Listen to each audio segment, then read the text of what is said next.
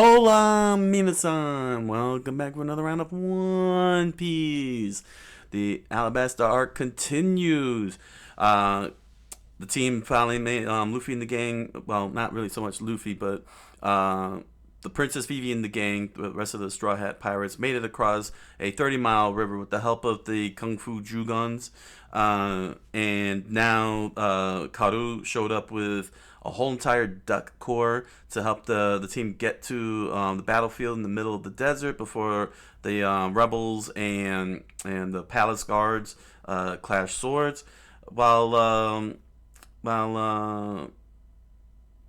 Baroque works execute their plans. Meanwhile, Luffy is still stuck all the way back at the rain base. Yeah, we don't know what's going to happen with him. So let's not waste any time. Let's get reading. One Piece by Eiichiro Oda, Chapter 181, Supersonic Duck Quiz. The desert laughed out loud. Ooh. Camels and horses trampled through the desert sand, creating a storm of grainy sand that Anakin Skywalker would freak out on. Through a telescope, one of the soldiers spotted the palace guards in the far distance. I see it, as the telescope laughed. Ooh, it's still a ways up, but it's Alabama. Koza, we should be there in about 30 minutes. Good, Koza said. Alabama's just ahead. Get ready, men. Grah! They cheered as they raised their weapons up into the air and continued as they trampled through the whole thing. Lord Chaka, rebels sighted 9 miles to the south. The palace guard screamed out from the lookout point. I still haven't done Chaka's voice, huh? Get ready, men. Defend the gates with your lives. Don't let them set foot in the city. Yes, sir. They all screamed out as they stood at attention with their pikes at the ready. Over at Alabama West Gate, just where the rebel, just far away from the site of the rebel forces encroaching on the south gate. Baroque Works is all chilled and everything, getting ready to execute their their next plan. Let's see. Hey, okay, number 3. Mr. Tues spoke. Hey, you sure about this? You sure this is gonna work? You sure the princess and the pirates are going to come? Yes. Miss Miss Merry Christmas says, yes, I can already hear the cries of the rebel forces. They're going to reach Alabama first. Yeah. Aren't the Straw Hats going to stop them? Miss Doublefinger said, after taking a smoke out of her pipe. There's a good chance that pirates won't make it in time. They lost a lot of time back at Rain Base. Oh, they're here. Oh, what? Is that true? She interrupted Mr. 5. Then if the battle begins first, Mr. 2 pirouetted around the circle and raised and pointed his hands at the top of his head. What are we supposed to do? We won't have to do anything, she said, taking another Miss Doublefinger said, taking another puff of her pipe. Once the battle begins, not even the princess would be able to stop it.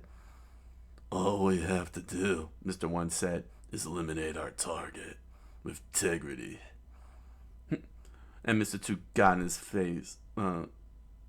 Immediately got in his face. Mr. 1 continued.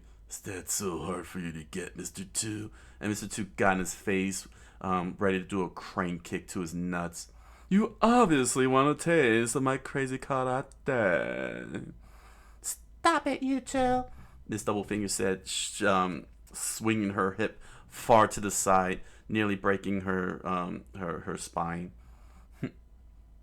and struck Miss Merry Christmas in the face. Ah, my back, my back, Mr. Four. I need a massage. Yeah. To which Mr. Four lowered his binoculars and said, "They're coming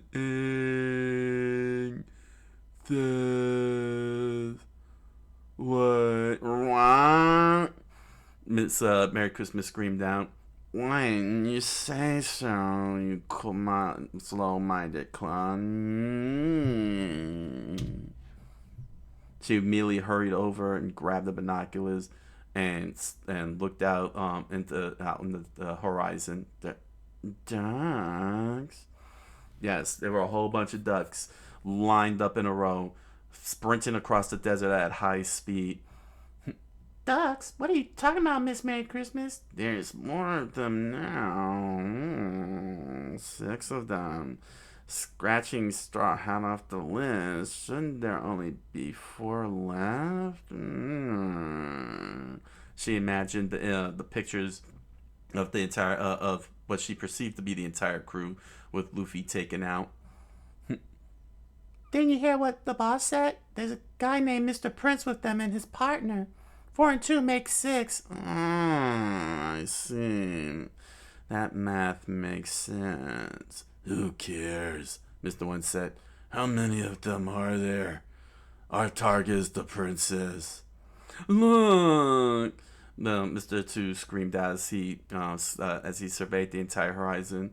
"It's the rebel forces. There are millions of them.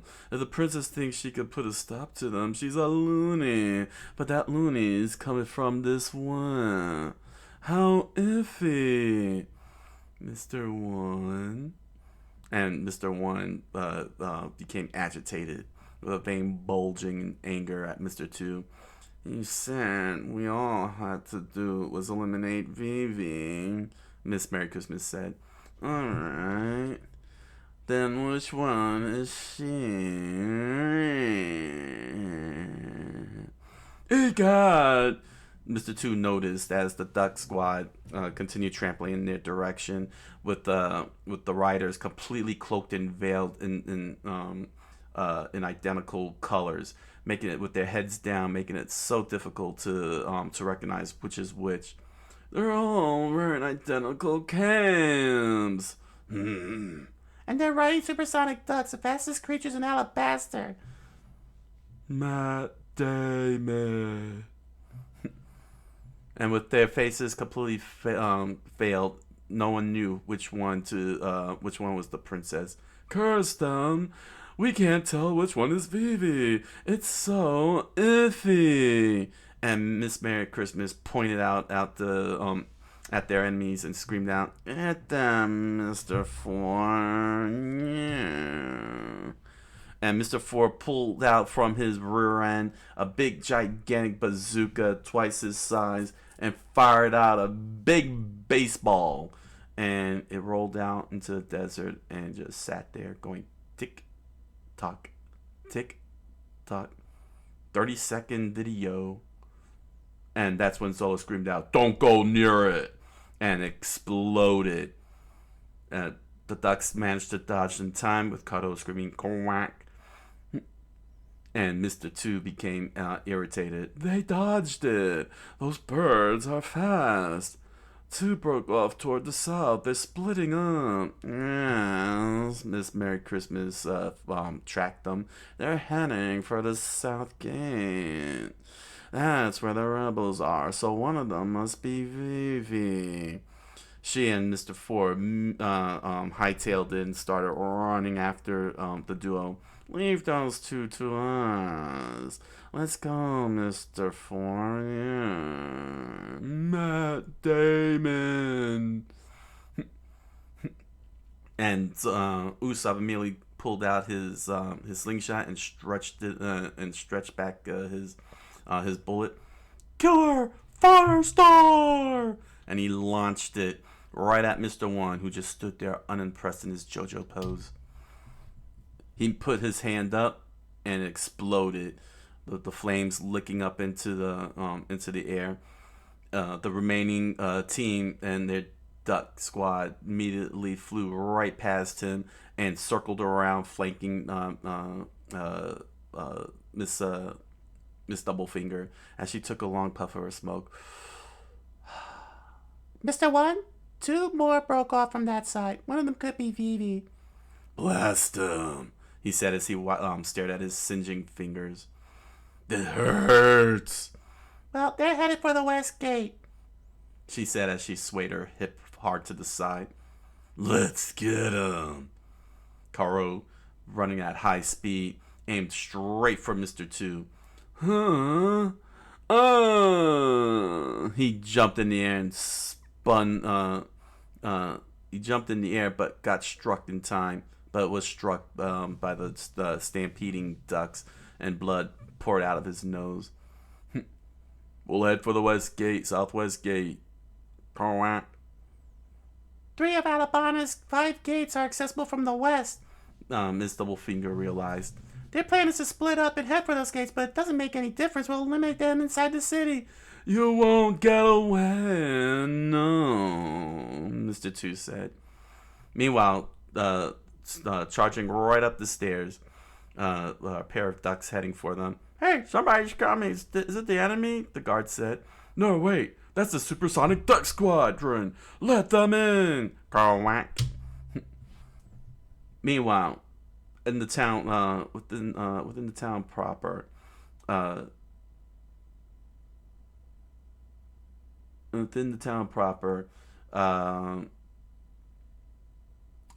can't even tell who's who here. Very, very smart. You're throwing me off. Oh, amazing! You managed to follow us. That sounds like something Usopp would say. What? Mr. Two said as the town laughed at him. Ooh. Stop. You have good intuition, yes. Yeah. Okay, Miss Doublefinger's like, stop. Instead, she stood before the ducks. Oh my gosh, I get it now. They all make. I don't know who's. I can't do the right voice. You have good intuition. Yes, I am indeed Princess Vivi. No, you're not. I'm the real Princess Vivi. They said. Mr. One was unimpressed. This should be far enough. Huh? Let's show them who we really are.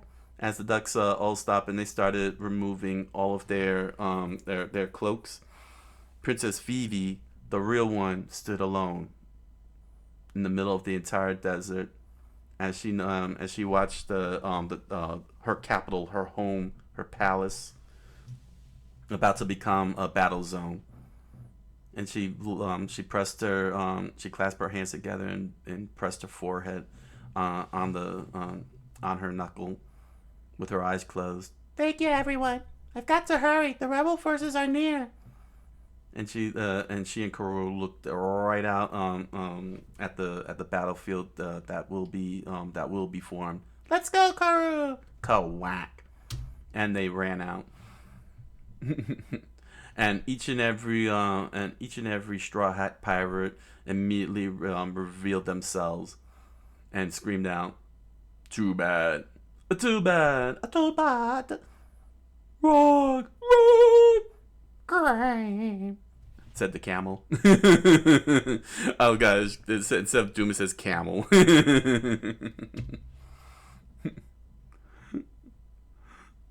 What? A camel? Mr. Tues said as he huffed and puffed. And you're that guy from... Sorry! Usopp screamed as he found himself alone with the Duck Squadron and the camel.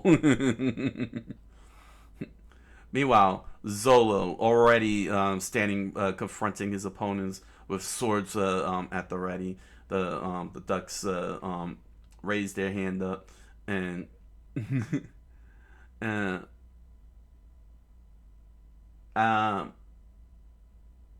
yeah, I think that's That's Nami. Ah, Zolo, get it over with. You keep quiet, woman. And the ducks raised their hands up and went quack. We're gonna have some fun here. Indeed. Meanwhile, the duck squadron with Sanji and Chopper in his human form stared down Miss Merry Christmas in number 4. The rebellion will end. What? No, we're gonna beat you up, Matt Damon. Meanwhile, as the desert laughed at the rebels trampling towards the castle, ooh, Princess Phoebe thought to herself as Koro sprinted at high speed. If I don't stop the rebels here, then all our efforts will have been for nothing. Go whack. To be continued. One Piece by Eiichiro Oda. One Piece by Eiichiro Oda, chapter 182, Roar. Sir Crocodile had spoke in a flashback. Ach, Vivi and Koza must not meet. That's like letting out the Goza and having the two devil dogs meet up with each other. Do not let it happen. The sound of clacking iron balls bumping into each other set off caused by the rumbling of the rebel army and their horses and camels screaming "Roar!" as Koza was ready for revenge. The cannonballs were being loaded up by the guards as Chaka, with his arms wide open, watched on. Secure the cannonballs! We can't have them rolling around. The ground is shaking. It's like an earthquake. The rebel army is 2 million strong. The earth is bound to tremble. Don't back down. And the palace laughed at Princess Vivi and Karo as they stood stood at the base of the stairs. Ooh. Karu immediately turned around and looked out at the rebel army, shivering and quaking. It's okay, Karu. Vivi said. You don't have to stay with me. Well, don't blame me if you get trampled. She said to Karu as he continued shaking very, very violently in fear. As the desert sand and the rebel army trampling it laughed at them. Ooh. Vivi thought to herself, Koza, please hear me out. Close the ranks, Koza said as he drew his sword out. Reach the south gates, then break open all other gates from inside. Make them an offer they can't refuse, and be ready to fight to the death. They screamed, Roar! And Vivi threw her arms open and screamed out, Rebels, stop! This battle is a setup. Hear me out. Huh? The Koza said, and he saw what was, and he realized what was up ahead. Hear me out. The rebels could not hear her hound because they were so filled with anger and rage, and of course the sound of 100 trampling horses and camels are deafening their ears. She screamed out one more time, and that's when a loud explosion happened that caused the entire rebel army to stop. Huh? Hey, was someone just standing over there just now? Goza asked. Over there, don't be ridiculous. Never mind that. Those dogs are shooting at us. And the smoke laughed at them. Ooh. And the sound of the rebels' roar blared through the smoke. What? I can't see anything. She struggled to look as Karo swatted away the smoke. She looked back and saw where the bomb came from. How could they? The Royal Army. Imbecile! I never gave the order to fire the cannon. Wait for my command. Sorry, sir, my hand slipped. It was an accident. He smiled as his tattoo laughed at everybody. Ooh, and revealed the Baroque symbol. Kawak. Karu screamed out. Don't falter, George. It's only dust. Koza screamed out as they resumed their assault on the castle. No, stop! Phoebe screamed out as she coughed in the smoke. For the sake of the country, the king must pay. Koza! She screamed out as he passed right by her. And one of the soldiers said, "What is it, Koza?" He still can hear her voice, even though drowned out by the sound of trampling madness. No, it's nothing. What was? And there he went, right past her as she was shielded by the smoke and desert sand plumed up in the air. And he flew right past her. Koza! She turned around and screamed, Wait! This is the final battle. Koza! Quack! And that's when she got hit. She got hit and fell over by one of the horses passing by. And the camels and the horses are all stampeding at her as Karu screamed out, Quack! Charge! Rebel forces, charge! They're coming! Ready the cannons! Yes, sir! And Vivi laid on the ground with blood pouring out of her wrist. Cannons blared as it struck every single rebel. Chaka and Koza supposedly staring each other down. Take Alabama. Don't let their numbers intimidate you. Attack! And they continued until they all met and started clashing swords and pikes. People getting sliced in half. Cannons firing and shooting people off the roofs. Guns blaring, maces slamming their heads. Everybody was ready to die. Meanwhile, back out in the desert, Karu had successfully shielded Vivi and collapsed. Karu, you shielded me. And he just laid there lifeless, unable to move with his tongue sticking out. Forgive me, despite all your efforts, the battle has begun. But I'm going to stop it, no matter how many times I get knocked down. She gently caressed Karu's beak as she looked out at the forces fighting each other, killing each other. Tears welling up in her face, bulging vein popped out of her forehead, snot dripped out of her nose, and anger in her eyes. I learned something aboard that ship, to never give up. It's time to get righteous. Vivi! Usopp showed up. Hop on! Usopp! Meanwhile, back in the capital city, Usopp! Hey Usopp! Elashes, wake up! Oh, morning, Sanji. Oh my gosh, this is bad. It is bad because Sanji found both Eyelashes and Usopp knocked out. Here's my report on our battle with that jerk. Our plan was a success up to the point where we lured him into chasing us, and then he clobbered us in about 2 seconds. They held their thumbs up as their bruises stretched out and bulged. You should have held out longer! Sanji screamed out. Yeah, 1 second each. But what are you doing here, Sanji? Your dogs came calling for help. I assume Mr. Two got away. This is bad. He gritted his teeth and took a long puff of his cigarette. Vivi's in danger. Meanwhile, Mr. Two, as Usopp, spoke to Vivi. Forget that bird. It's a goner. We have to stop this battle before it's too late. To which she thought to herself, that bird?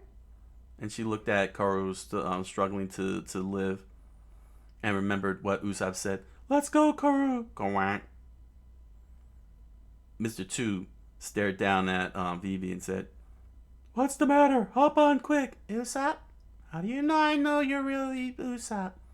Are you doubting me? Look. He presented the cloth wrist that everyone agreed to wear to make sure they don't get duped by Mr. Two. It's not him, she thought to himself. But Karu got up and immediately screamed, "Quack," and scooped her up in a heartbeat and ran off. Karu? Quack, quack. Mr. Zero had said they were all wearing a band on their arms. I wonder what gave me away. Yes, you can't escape me. He, oh gosh, I missed, okay. Bad angle drawing there. That looks so wrong, Oda.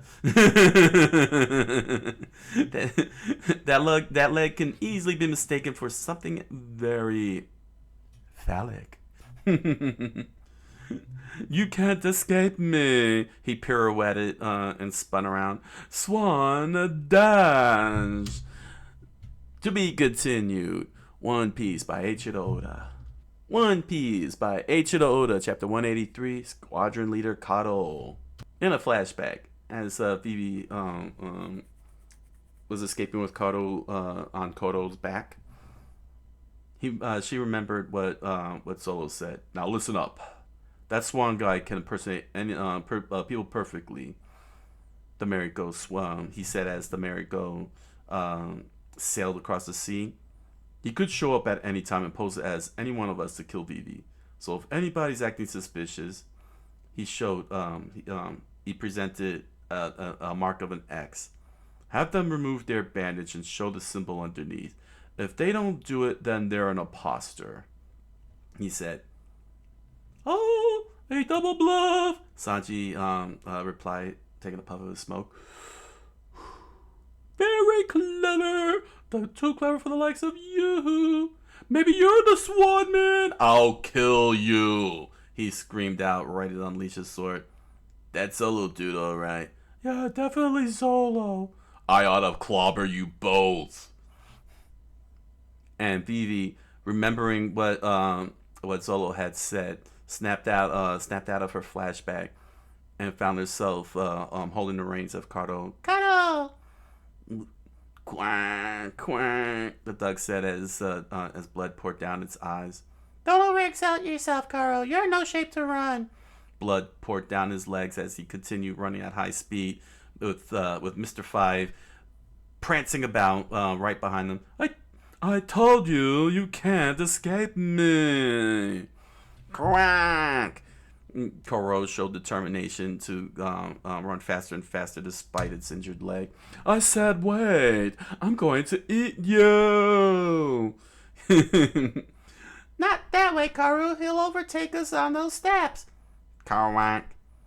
Let me off, Karu. I'll fight him. Quack! He screamed out. What? But the wall. What? They looked up. They looked up and saw what Karu was about to do. Mr. Five, he screamed out, I don't believe it. Quack! Oh, snap.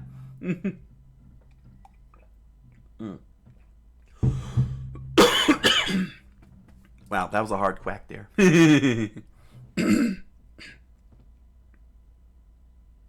Quack! Koro screamed out.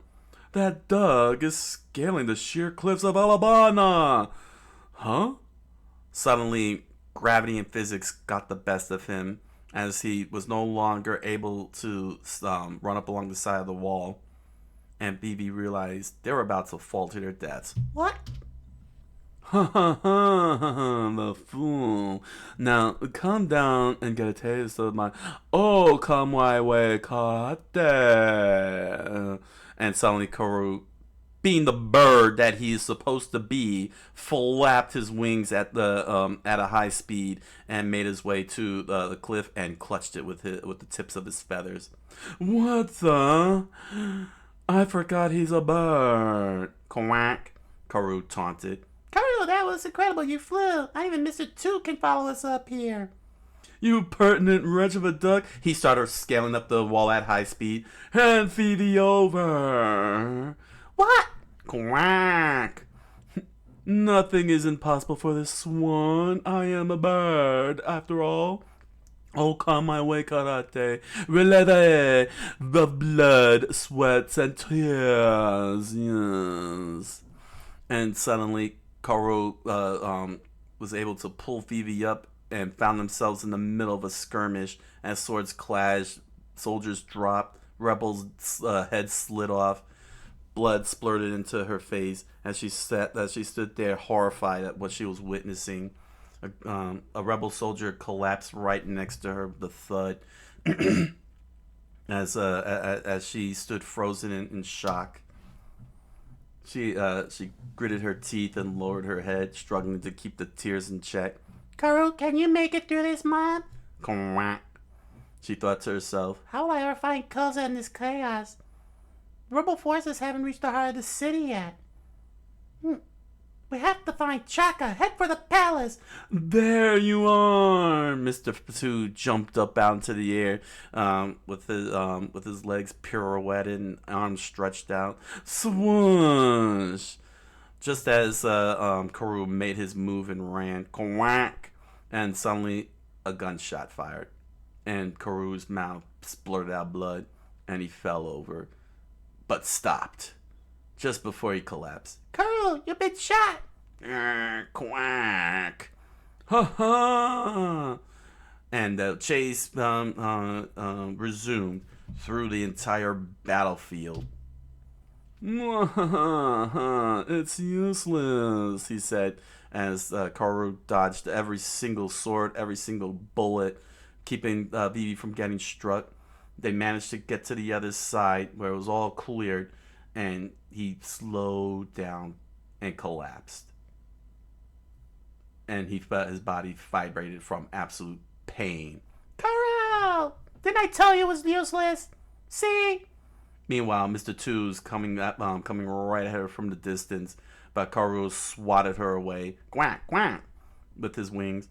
She covered her mouth, understanding what he's trying to do, as she tried to control her tears. Yes, I know. Quack!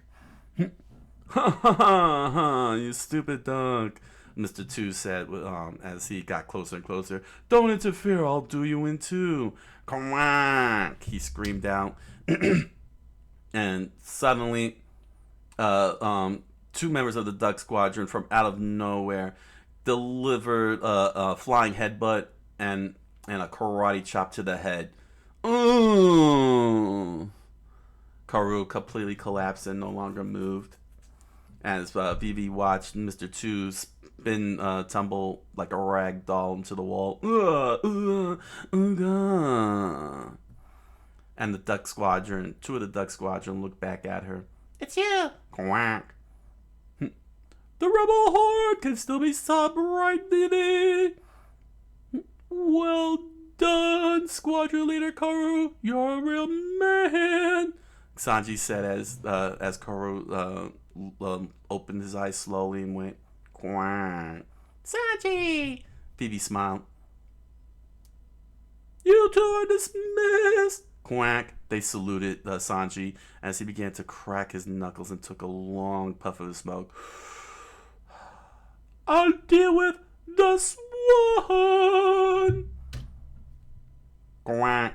They said quack to Vivi. I'm fine. Take care of Karu. Stay out of this, Mr. Tues said as he lifted himself up and looked out at Sanji. Who are you? Sanji said as he continued his JoJo pose, taking another long puff of his smoke. And she ran away on foot, leaving behind Sanji and the ducks. Oh, you let her get away, Mr. Tues said, stomping his foot on the ground. Why, this ain't no joke. He began to pirouette at Sanji. Die! First things first, you have our sniper's goggles. And he immediately threw his kick up, blocking Mr. Tues' axe kick. Give him back! You won't have such an easy time with me. So, you're one of the Straw Hats. You must be the infamous Mr. Prince I've been hearing about. No! he said as his glasses fell to the ground. I'm Sanji, a top-flight sea cook. And he took a long puff of his smoke. A cook? Oh, well, I'm a top-flight swan. Mr. Two posed and positioned his hands ready to jab with fingers. But cooks shouldn't mess with criminals. I'm a criminal too. I'm a pirate and a cook. So, we're two peas in a pod. That's right. Now stop trying to wreck this country. Meanwhile, at Alabama's southeast gate, Usopp found Chopper on the floor, injured in the sand. Chopper, come on, Chopper, pull yourself together. Where'd the enemy go? He said as he helped Chopper sit up. Where'd Mr. Four and his partner go? I'm here to help. Usopp, thank goodness, he said. You're all right. Don't worry about me. Are you all right? You covered in all sorts of bruises. No, I'm fine. They're still close by, so be careful. Oh! Usopp looked around as they saw a weird brush of wind and plumes of sand popping up in the air. Caught their attention. What in the world?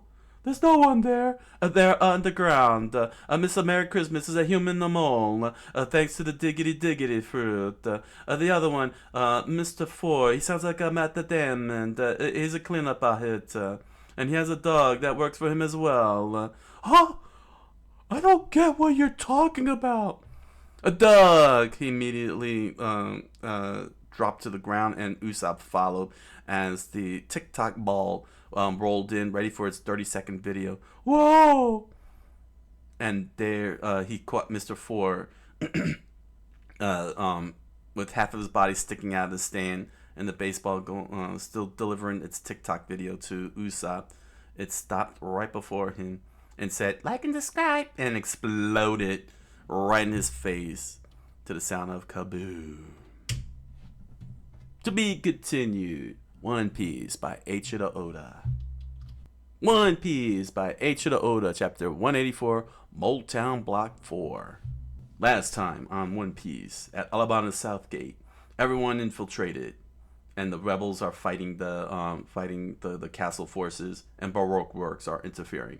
Mr. Four and Miss Merry Christmas, taking on Usopp and Chopper, delivered their first strike, as the TikTok baseball delivered its 30-second video and blew up in Usopp's face. Usopp, now laying down on the ground, injured from the blast, smoldering in smoke.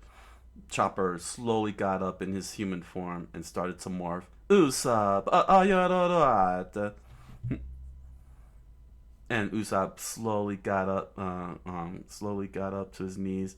Yeah, Huff, that was close. Thanks for saving me. What the heck was that anyway? Like I said, Mr. Four is a clean-up hitter with a dog. That was a TikTok ball. It delivered a 30-second video of cringe, and it blew up in your face.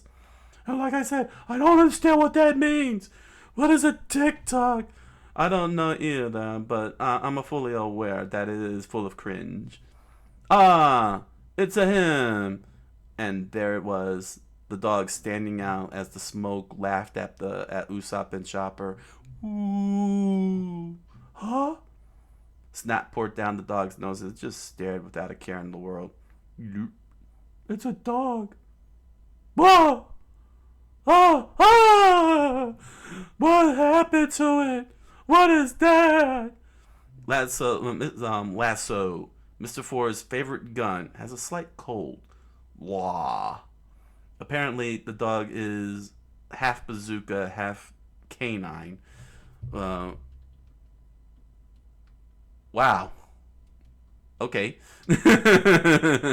and having been fusion hod by Elric, it it now stands before everyone, a terrifying eldritch abomination of Lovecraftian nature. And it screamed out, "Achoo!" And a TikTok ball came riding right at them. What? It's a coming. Another one. To which Mr. Four screamed out, "Four!" And he swatted it with the bat, and he swung in Usopp's direction to the sound of whoosh.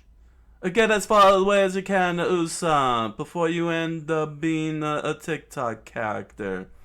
And the ball bounced Tick tock, like and subscribe. and it blew up right behind Usopp as Chopper stood watching in horror.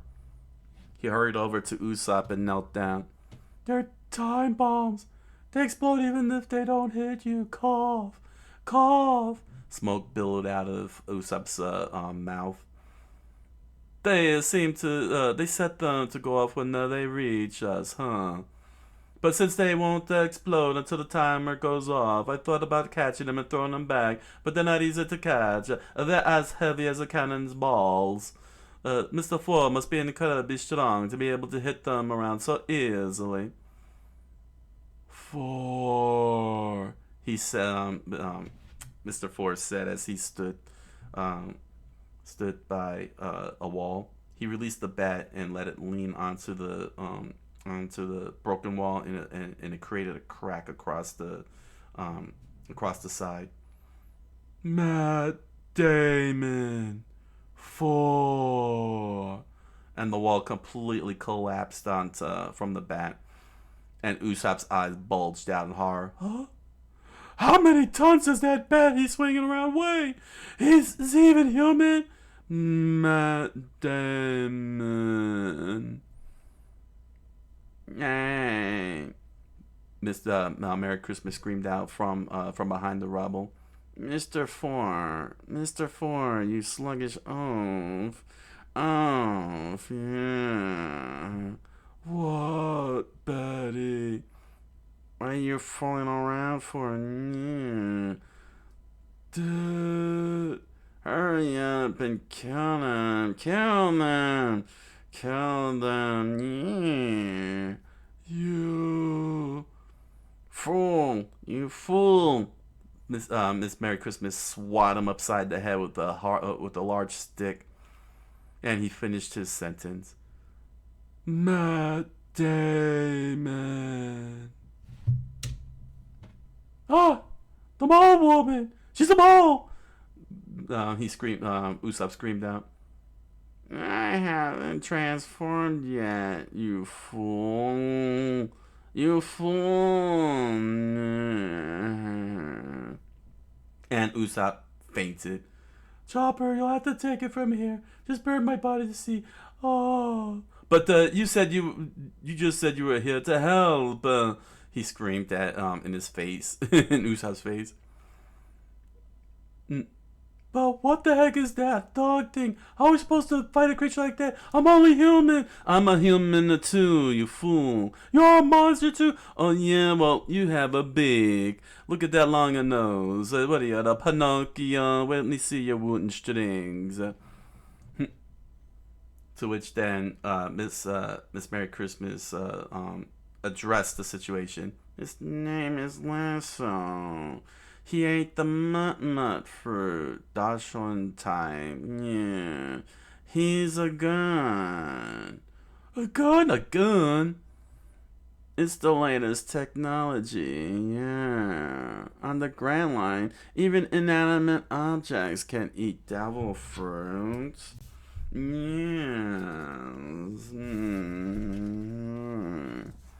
That's ridiculous.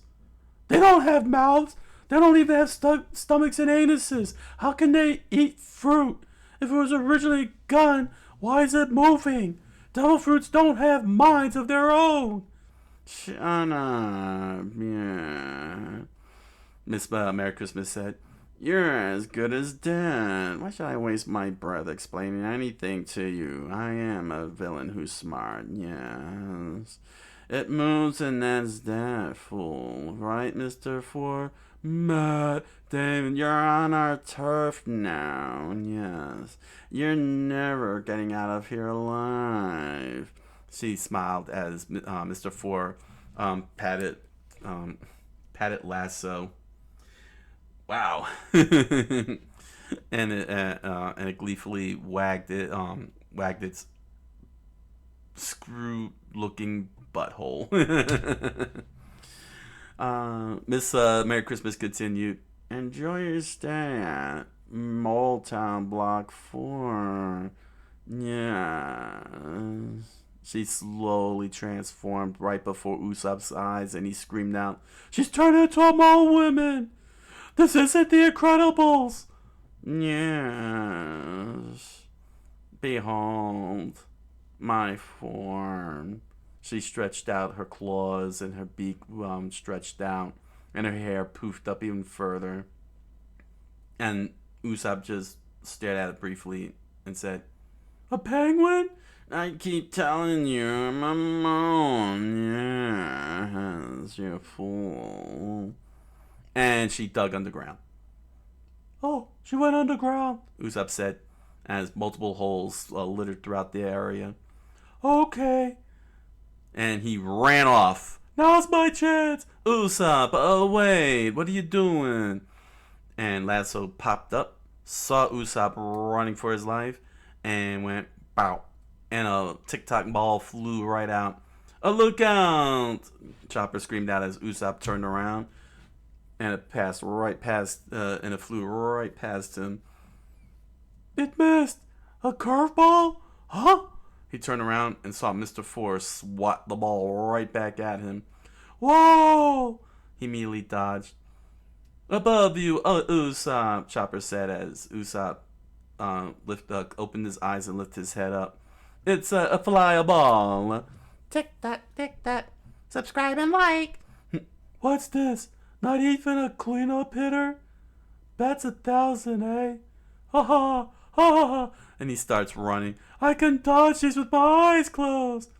Tick-tock, tick-tock. And suddenly the ball chased after him. "It's a spinning. It's coming right up behind you." Subscribe! It screamed out. "Mr. Four is no ordinary cleanup hitter, no," Miss Merry Christmas said, as the ball exploded with Chopper coming out of nowhere to keep Usopp from getting direct hit. "Matt Damon," Mr. Four said, as the dog just snorted up its running nose. "Oh, a zone time. I thought there was something odd about you here." And Lasso screamed out, "Bo! Bo! Bo!" And 3 more tic-tac balls came flowing at them. "Oh, here comes the next one." "Usopp, you gotta keep a moving to avoid a direct hit." "Right, if we stay still, we'll be blown to smithereens." "Oh!" "But if I could just take you out," Chopper screamed out as he charged at Mr. Four, and he noticed him approaching as the ball was flying right past him. "Huh?" he said as the baseball screamed, Tick-tock, tick-tock. Subscribe! "Hold on. This game. Hold on." Miss Merry Christmas said she grabbed Chopper's leg. "This game's no fun without a batter. No." And as the tic-tac ball arrived, Mr. Four swatted Matt Damon and successfully sent the ball right back at Chopper, straight to his face. "What?" he screamed out. "Chopper!" And he immediately shrunk to his tiny form. And the ball flew right over his head, screaming, Like and subscribe! Boo! and it exploded. "Oh yeah, I can do this. Curse you, a mole lady." And he threw a fist right at her as she ducked under. "No, you don't. And curse you, Daruma doll." Yeah. He hurried up.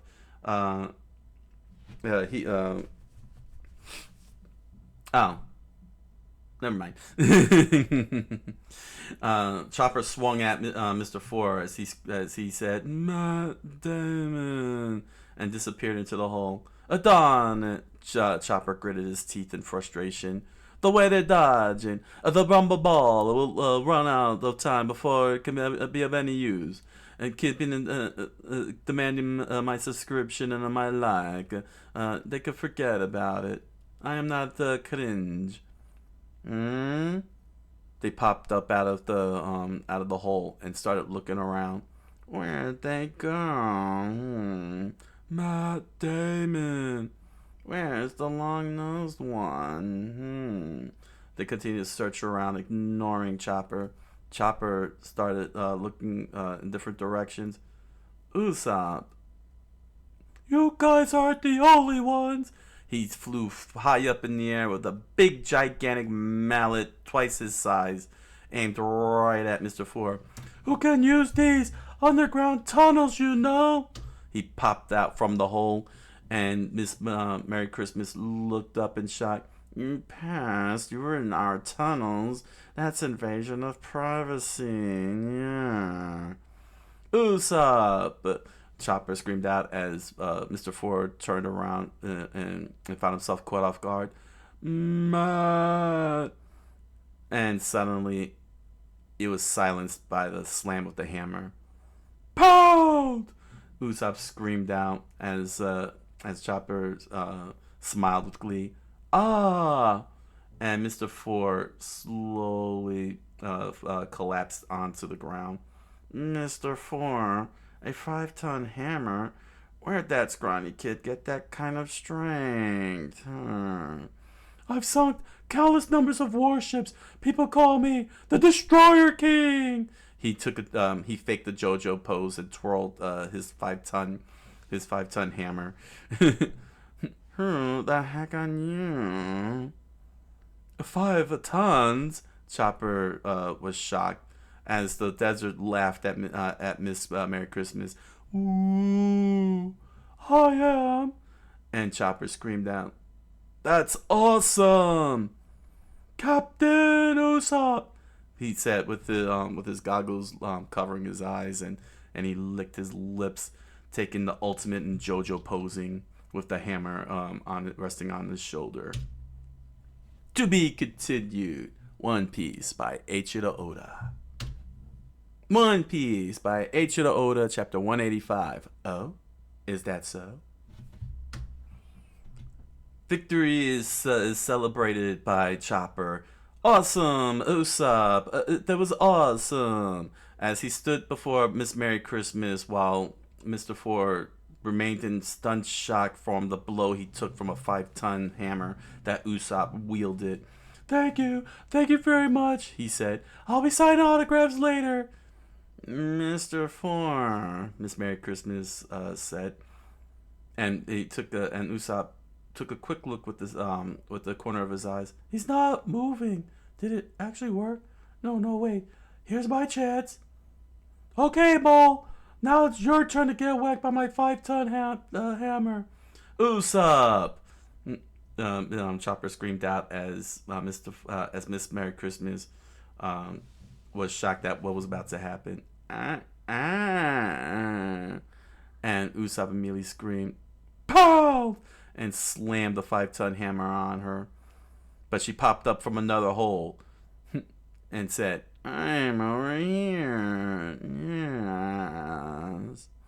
And Usopp suddenly got caught in a whack-a-mole game with Miss Merry Christmas as she popped up at every single hole, taunting him at every sight as he screamed out his attack's name. Usopp out! Usopp out! Here I am. She dodged. Usopp out! Rubber band, pound! I'm over here, yes. And Usopp ran out of energy and started panting. Pant, huff, darn it, she keeps moving around. And she popped her head up with a smile on her face. Yeah, you fool, it's completely useless. Yes, unless you actually hit me, Betty. You must have heard about all the Baroque Works agents we've taken out. He flexed. The truth is, it was all me. What? No. And I have 8,000 people working for me. He pointed at himself as he made the declaration. And Chopper screamed out, really? And Chopper and Usopp looked back and nodded. Then he raised the hammer up. 5 tons! Wow, incredible! He couldn't. Usopp couldn't believe he bought into the story. A pound! He screamed out. Wow, incredible! Pound! He said. Oh my gosh! Wow, incredible!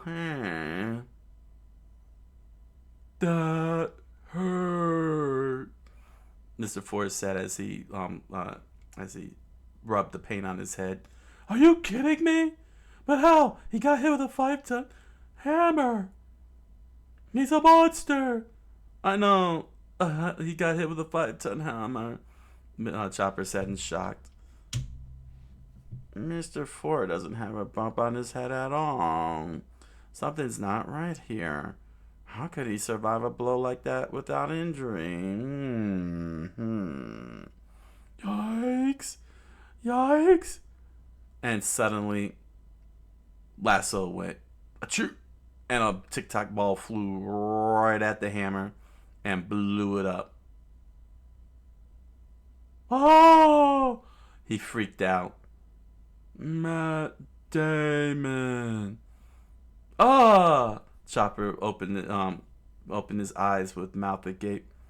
A paper mache. It was a fake. He screamed out as the paper slowly disintegrated. Of course it was! You think I can lift 5 tons? I can't even do 10 pounds! He screamed out. The special edition Usopp hammer. Usopp pound. Get yours today at your local Target. It weighs 4.4 pounds and is easily collapsible to carry. The 5 tons false labeling with a frying pan in the middle, bound together by at the edge of the stick to make it look and feel like it's a heavy object, with support fittings that are 1 pound and others that are 3.5 ounces, and a black plastic thick frying pan, black plastic stick to cover up the frying pans together. Make yours today. Whoa! Oh! He screamed out as Miss Merry Christmas let out a ferocious, deadly aura. How dare you trick me, buddy? No more mercy. Mole swimming stealth style. And Miss Merry Christmas buried herself while Usopp and Chopper foolishly just stood there and watched her do it.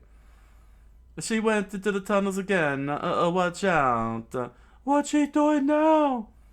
Matt Damon, Mr. Force said as Usopp and Chopper looked at all the holes, figuring out where she might pop out of. And popped out she did, right behind Usopp with arms wound up and ready to slash. Usopp, behind you. And she dug a new hole. The ground under your feet is like a pool to me, yes. And she swiped at Usopp's head, slicing the back of his skull. Mom, yes. And as Usopp tumbled around, Chopper screamed out, Usopp! And he screamed, oh! Mr. Four, Lasso, take out that reindeer man, please. Let them have it, yes. And Mr. Four threw his arms up in the air. Matt Damon. 400 base hits, please. Yes. And suddenly, Lasso starts going, bow, bow, bow, bow, bow, bow, bow, bow, bow. And tic-tac balls flew all over the place, screaming, like and subscribe, comment, like and subscribe, comment. Watch me do make feastables. Alright, wait, watch me break this Costco food here. Boom, boom, boom. No more. Chopper thought to himself, I can't run forever. I'm gonna have to do something. Rumble. And he chomped his teeth and shrunk to his tiny size.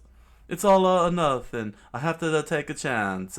As he watched every single TikTok baseball fly right at him, screaming to like and subscribe. As Mr. Four screamed out with every hit, Matt Damon. And with one deep breath, Chopper screamed out, a brain a boost. I think I'll find a way to beat him with that. And as he watched multiple copies of Mr. Four going at such a high speed, he looked like a bunch of clones swatting thousands of balls. Mr. Chopper screamed out, a scope! And a target sight formed right before him as he held his breath. The explosions, multiple explosions lifted up into the air as Usopp watched on. Chopper! And immediately jumped to the side as Miss Merry Christmas thrusted her sharp daggered fingers into the from underground. You should be worrying about yourself, yes. No banana. And Usopp dodged the attack, screaming, "Whoa!" And now Miss Merry Christmas gave him the chase underground. No banana. Whoa! Banana. Go! Nana. Oh! Nah. Oh! Nah. Perfect. Nah. There's a wall among the ruins. If she keep going at that speed, she's gonna hit the wall hard, Usopp thought, and immediately made his way to the wall and hopped over one jump. Bust your head wide open! Whoa! He successfully leaped over. But Miss Merry Christmas screamed out, "Banana!" And her strike completely collapsed the ruins, and all the debris and rubble started to fall on top of his head. What? And he was completely buried under the rubble. Whoa!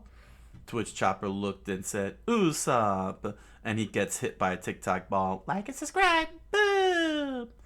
And he flew into the air. Ugh! And started rolling across the desert sand.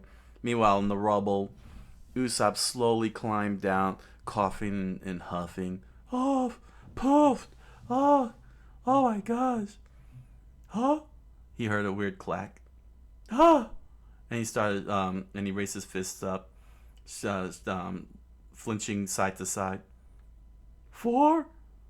And he hears another clack. Oh!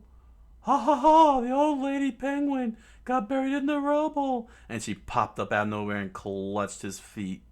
I told you I'm a mom, batting.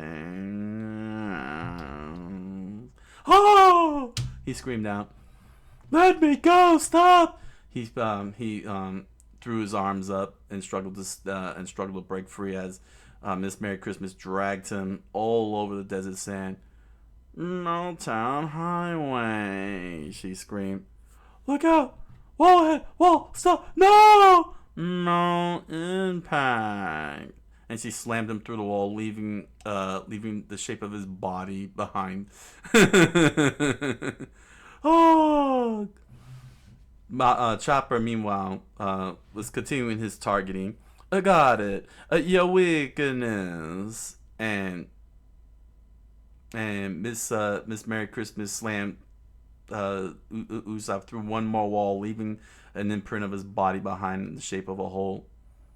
And Naso screamed out, "Bow!" And Chopper looked and watched in horror. He's slowly tipping his way to the dog. When the dog started snorting, it was too late. Chopper threw sand into his nose. There. Matt Damon. Usopp! He screamed out as he aimed Lasso's nose right into the hole. And he went, achoo, firing every single TikTok ball on the ground. Stay away from that mole. Bow? Matt Damon? You don't have to tell me twice! Usopp screamed as he ran at high speed, and a ball and a bright light glowed from underneath Miss Merry Christmas, and she looked down and went, huh? Betty?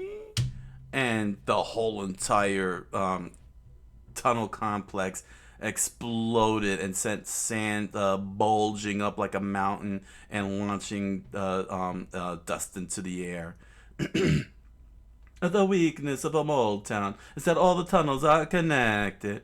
Oh, Usopp said as as blood poured out of his nose. That's so. And he collapsed onto the ground. To be continued. One Piece by Eiichiro Oda. A battle is underway. Ooh, everybody was slick. Everybody was smooth, and everybody got in except for Luffy. He's still back at Marine Base with Sir Crocodile and Miss All Sunday.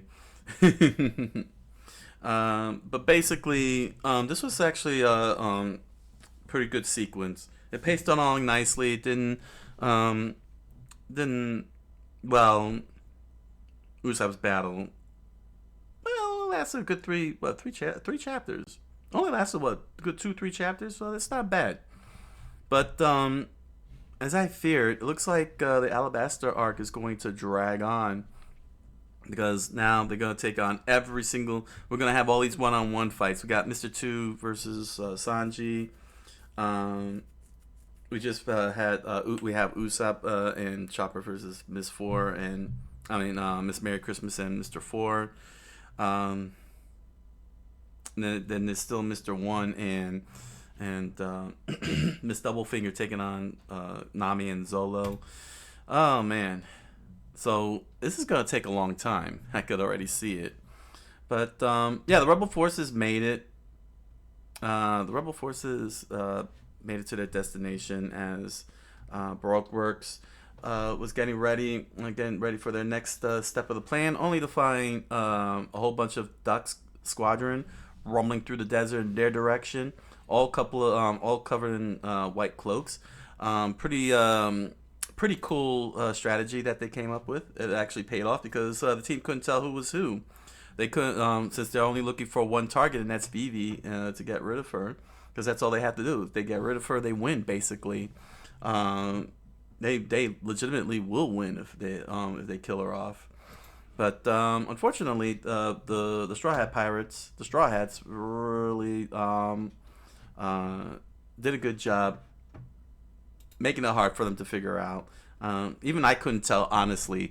Like, Oda-san did a great job. Oda-sensei did a very, very good job making it very, very, very, very difficult to tell who was who. I couldn't even match the voices to the characters right, and that was pretty cool. That was a good pull there, a pretty good pull, and basically got everybody separated one after another because nobody knew who was going where. But basically, ultimately, everybody picked their targets, and got to where they needed to go, and that was to get inside the castle, which they all did except for Vivi. Vivi, on the other hand, had to do what she had to do, and that was to try and get to Koza.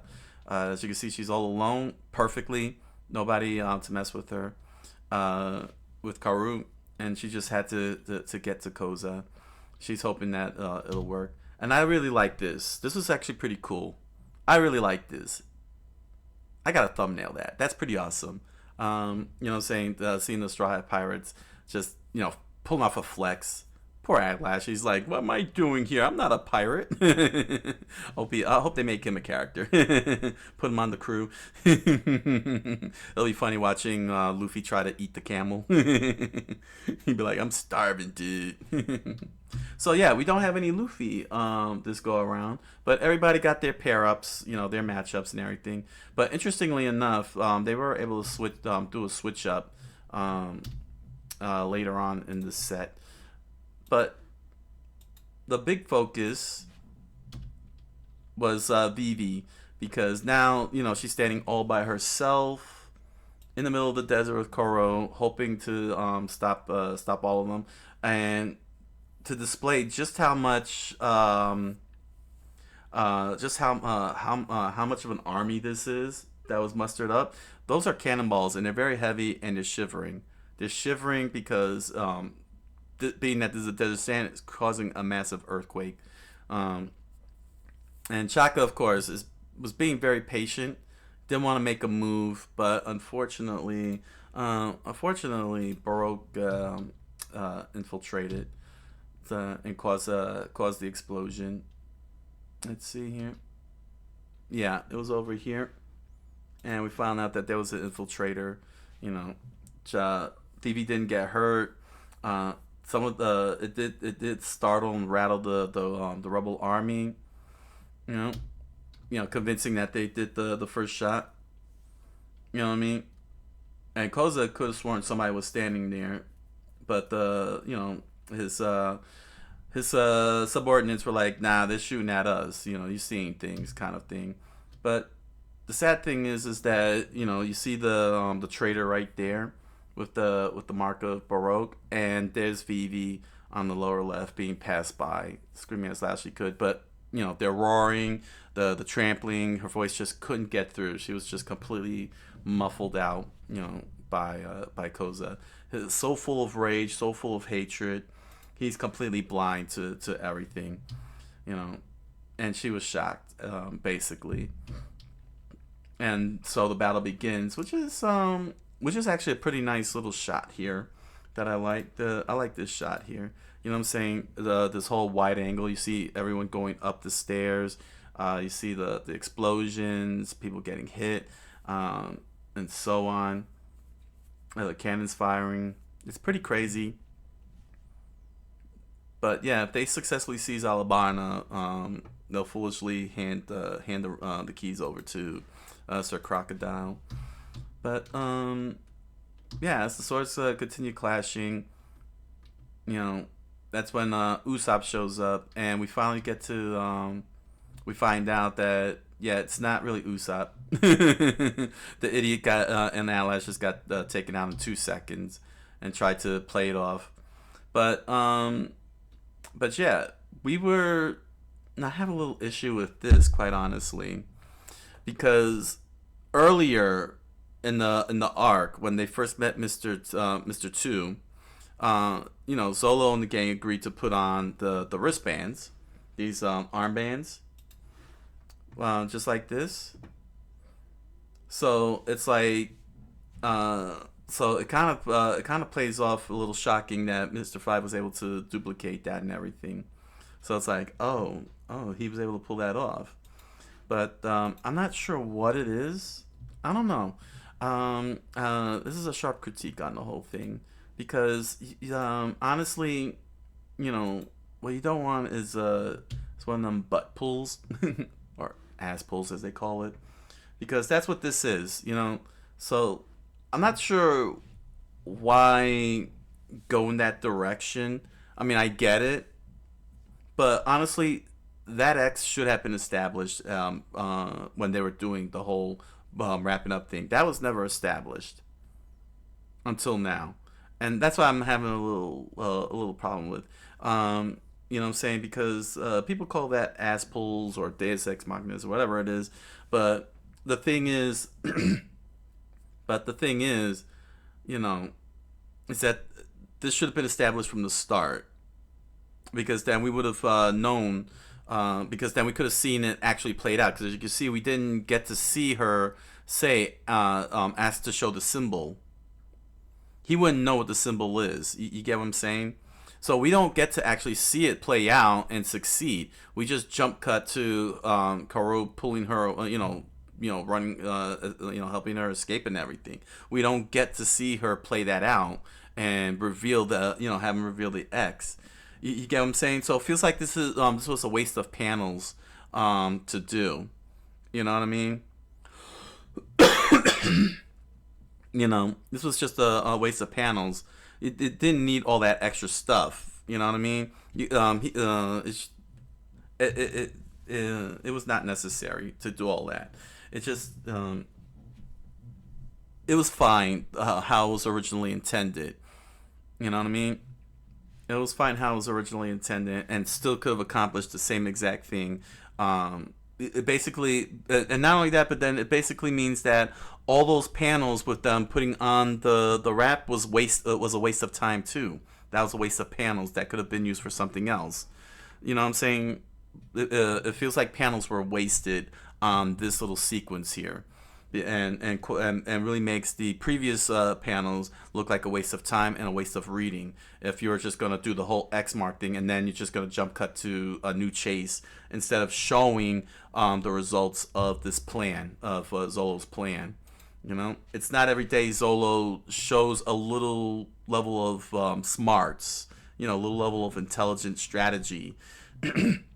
And it just undermined it. Either it's overplaying him, or it's underplaying him, or something like that. But it just makes the panels a waste of time doing this. You know, every panel, you know, pacing is a must, and every panel counts every step of the way.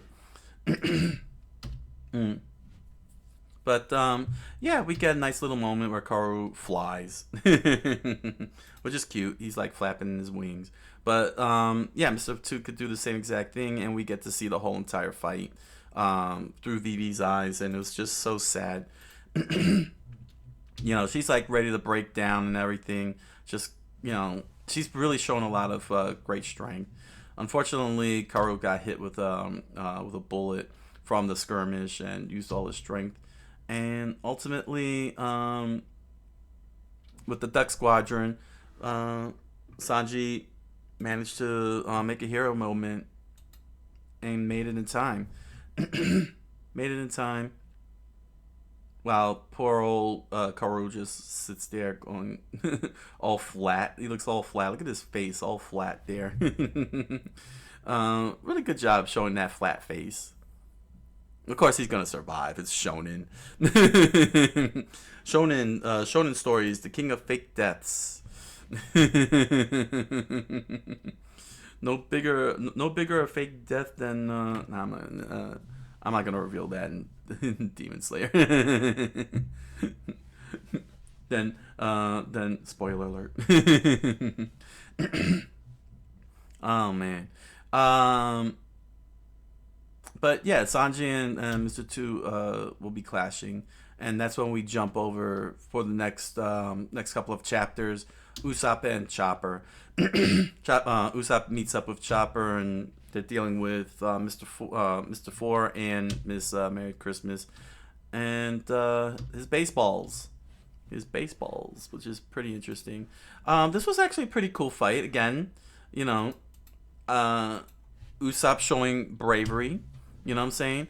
Despite his fear, he shows great bravery. You know, he fights. It's so awesome. You know, he is pretty awesome. You know what I mean?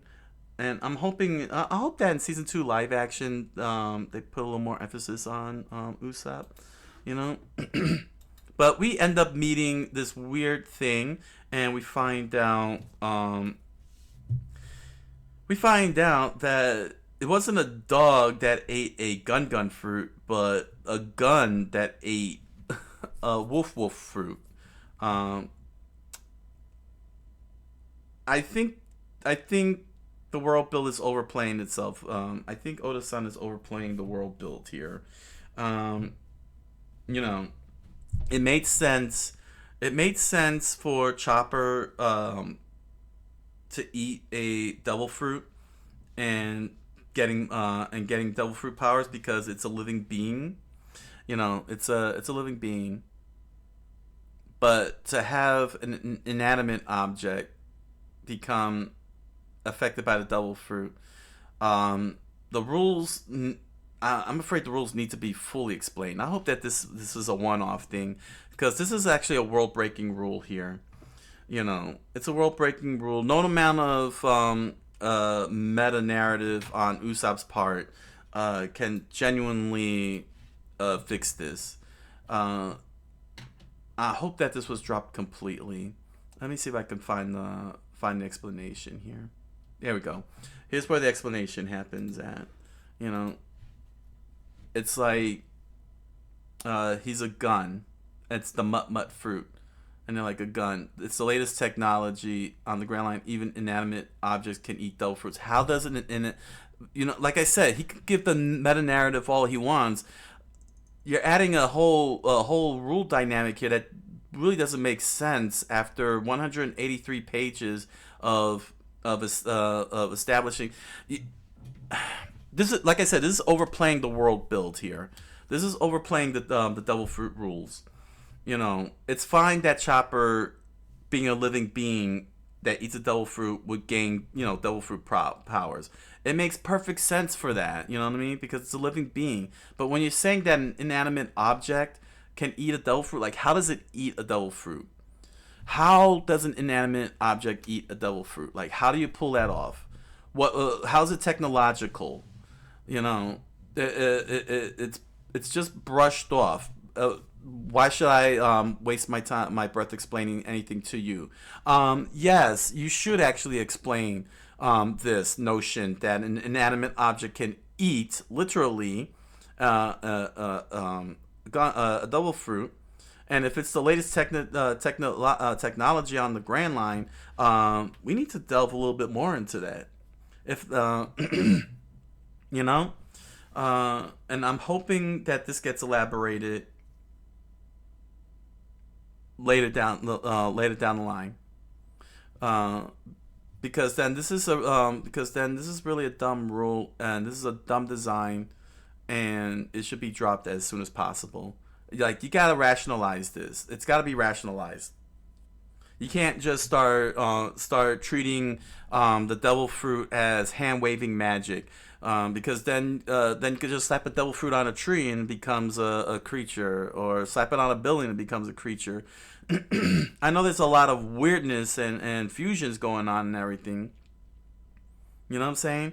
I understand there's a lot of weirdness and fusions going on, but that's because it's from the animate to it's the animated, the living, the physical person or creature that's get affected by the gum fruit. You're literally saying that a literal gun that can't move on its own, that can't act on its own, suddenly gets devil fruit powers. That's a big shift in the rules here in your world build. It should be explained in some capacity, even if it's just a one sentence blurb, and it doesn't have to be elaborated. It just needs one sentence to say how that's possible, to make any sense of it. So just hand wave it off and saying, I'm not explaining it to you. It's magic. That's all it is. That's bad writing. Don't ever tell your audience it's magic and hand wave it off like that, because then it's just outright lazy and you're just going all over the place. You know what I'm saying? It's not even cool. It's not even a nice looking design, quite honestly. It's so Lovecraftian. It's just so dang weird. You know what I'm saying? You don't want to go all over the place. You gotta get the. It's a good setup, but if you're gonna have a character asking to explain it, and be shocked by it, you gotta get some kind of blurb. And I know it's easy to say, well, it's a villain. Villain doesn't have to explain anything. True, it's very true, but there's got to be some kind of explanation at some point. You can't just pull it out from your backside and be like, it's magic. You know what I'm saying? Don't hand wave it or brush it off. That's too big of a rule change to make. So yeah, they have a big baseball fight. Chopper and Usopp having themselves a nice little baseball battle with Mr. Four. Of course, Miss Merry Christmas along the way, doing the whole whack-a-mole. And that's pretty much the gist of it for the rest of this whole way. Usopp, honestly, had a big moment to shine and really show his toolkit when he pulls off this 5-ton hammer, this 5-ton hammer strike, which is pretty weird. But it's Usopp, so I wasn't exactly like, oh my god, he's got a new power. It's Usopp, and he's really playing into the toolkit where he likes to be a liar, where he's like, where he fibs and lies, and he turns that into a bluff. And we had a nice moment where he's bluffing, which,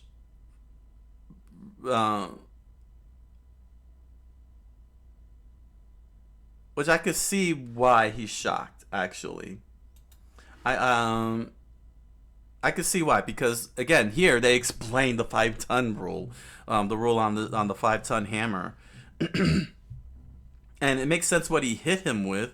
But secretly, it's not literally a 5-ton mallet. That's pure iron. Of course, I found it really funny.